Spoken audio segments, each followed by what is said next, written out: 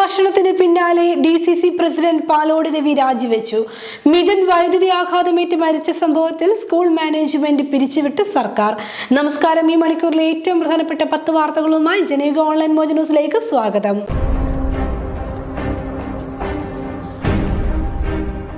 Congress എടുക്കാച്ചരക്കാകുമെന്നും LDF മൂന്നാമതും അധികാരത്തിൽ വരുമെന്നുമുള്ള വിവാദ ഫോൺ സംഭാഷണം പുറത്തായതോടെ തിരുവനന്തപുരം DCC പ്രസിഡന്റ് സ്ഥാനം പാലോട് രവി രാജിവെച്ചു. സ്വന്തം പഞ്ചായത്തായ പെരിങ്ങമലയിലെ പാർട്ടി ഭരണം നഷ്ടപ്പെട്ടതിന്റെ ധാർമ്മിക ഉത്തരവാദിത്തം ഏറ്റെടുത്താണ് രാജിവെച്ചതെന്നാണ് വിശദീകരണമെങ്കിലും പിന്നിൽ രവിയുടെ ഫോൺ സംഭാഷണത്തിലുള്ള നേതൃത്വത്തിന്റെ എതിർപ്പ് മൂലമാണെന്നാണ് സൂചന. പെരിങ്ങമല പഞ്ചായത്തിലെ പ്രസിഡന്റും 2 പാർട്ടി അംഗങ്ങളും കോൺഗ്രസിൽ നിന്നും രാജിവെച്ചിരുന്നു.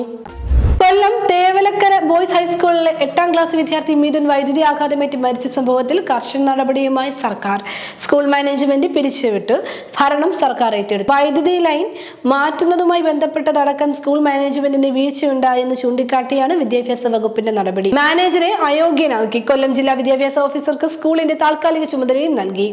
ഗോവിന്ദചാമിയെ കണ്ണൂരിൽ നിന്നും വിയൂർ സെൻട്രൽ ജയിലിൽ എത്തിച്ചു. വിയൂരിലെ അതീവ സുരക്ഷാ ജയിലിലാണ് ഗോവിന്ദചാമിയെ പാർപ്പിക്കുക. ഏകാന്ത സെല്ലിൽ ഗോവിന്ദചാമിയെ തടവിലിടാനാണ് തീരുമാനം. 536 പേരെ പാർപ്പിക്കാൻ ശേഷിയുള്ള ജയിലിൽ ഇപ്പോൾ 125 കൊടും കുറ്റവാളികളാണുള്ളത്. ആഹാരം കഴിക്കാൻ പോലും പുറത്തിറക്കില്ല. പ്രാഥമിക സൗകര്യങ്ങൾക്ക് പുറമെ CCTV സംവിധാനം സെല്ലിലുണ്ട്. കനത്ത മഴയെ തുടർന്ന് കൊച്ചി രാജ്യാന്തര വിമാനത്താവളത്തിൽ ഇറങ്ങാൻ കഴിയാതെ 3 വിമാനങ്ങൾ സമീപ വിമാനത്താവളങ്ങളിലേക്ക് തിരിച്ചുവിട്ടു. മുംബൈയിൽ നിന്നെത്തിയ ആകാശ് എയർ വിമാനം, അഗത്തിയിൽ നിന്നെത്തിയ അലയൻസ് എയർ വിമാനം, മുംബൈയിൽ നിന്നെത്തിയ ഇൻഡിഗോ വിമാനം എന്നിവയാണ് തിരിച്ചുവിട്ടത്. സംസ്ഥാനത്ത് ന്യൂനമർദ്ദത്തിന്റെ സ്വാധീന ഫലമായി വ്യാപകമായി ശക്തമായ മഴയ്ക്ക് സാധ്യത. ഇന്ന് 9 ജില്ലകളിൽ ഒറ്റപ്പെട്ട സ്ഥലങ്ങളിൽ തീവ്ര മഴയാണ് കേന്ദ്ര കാലാവസ്ഥാ വകുപ്പ് പ്രവചിച്ചിരിക്കുന്നത്. പത്തനംതിട്ട, കോട്ടയം, എറണാകുളം, ഇടുക്കി, തൃശൂർ, പാലക്കാട്, മലപ്പുറം, കോഴിക്കോട്, വയനാട് ജില്ലകളിൽ ഇന്ന് തീവ്ര മഴയ്ക്ക് സാധ്യതയുണ്ടെന്നാണ് കാലാവസ്ഥാ വകുപ്പിന്റെ പ്രവചനത്തിൽ പറയുന്നത്.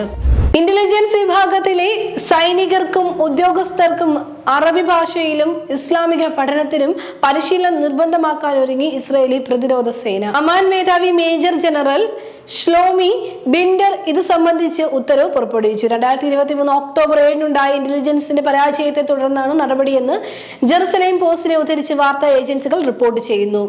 സ്ത്രീത്വത്തെ അപമാനിച്ചെന്ന് ആരോപിച്ച് നിലവിലെ ഭരണസമിതിയിൽപ്പെട്ട പ്രമുഖർക്കെതിരായ നിയമ നടപടിക്ക് പിന്നാലെ ഫിലിം പ്രൊഡ്യൂസേഴ്സ് അസോസിയേഷൻ പ്രസിഡന്റ് സ്ഥാനത്തേക്ക് മത്സരിക്കാനൊരുങ്ങി സാന്ദ്ര തോമസ്. ഓഗസ്റ്റ് 14-നാണ് നിർമ്മാതാക്കളുടെ സംഘടനയിലേക്കുള്ള തെരഞ്ഞെടുപ്പ്.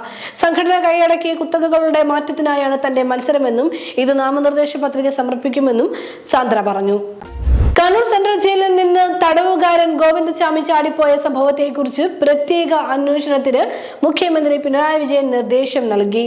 കേരള ഹൈക്കോടതി മുൻ judge justice CN Ramachandran Nair, മുൻ സംസ്ഥാന പോലീസ് മേധാവി ജേക്കബ് പുന്നൂസ് എന്നിവരാണ് പ്രത്യേക അന്വേഷണം നടത്തുക. ആലപ്പുഴ എറണാകുളം തീരദേശ റെയിൽ പാതയിൽ പാതിരപ്പള്ളി ഉദയ ഗേറ്റിന് സമീപം ട്രാക്കിലേക്ക് തെങ്ങ് വീണു. ഇന്ന് രാവിലെയാണ് സംഭവം. ജനശതാബ്ദി, എറണാകുളം പാസഞ്ചർ എന്നിവ ആലപ്പുഴയിലും ആലപ്പുഴ തീരദേശ പാത വഴിയിലുള്ള മറ്റു ട്രെയിനുകളും കായംകുളത്തും എറണാകുളത്തും പിടിച്ചിട്ടു. തകരാർ പരിഹരിച്ച് ഗതാഗതം പുനഃസ്ഥാപിച്ചു. ബസ്സുകളുടെ മരണപ്പാച്ചിൽ കൊച്ചി നഗരത്തിൽ വീണ്ടും ഒരു ജീവനെടുത്തു. തേവര HS കോളേജിലെ 1ാം വർഷ വിദ്യാർത്ഥിയായ ഗോവിന്ദ് S ഷേണായാണ് ഇന്ന് രാവിലെ ഉണ്ടായ അപകടത്തിൽ മരിച്ചത്. ഗോവിന്ദ് സഞ്ചരിച്ചിരുന്ന സ്കൂട്ടറിന് പിന്നിൽ സ്വകാര്യ ബസ് ഇടിക്കുകയായിരുന്നു.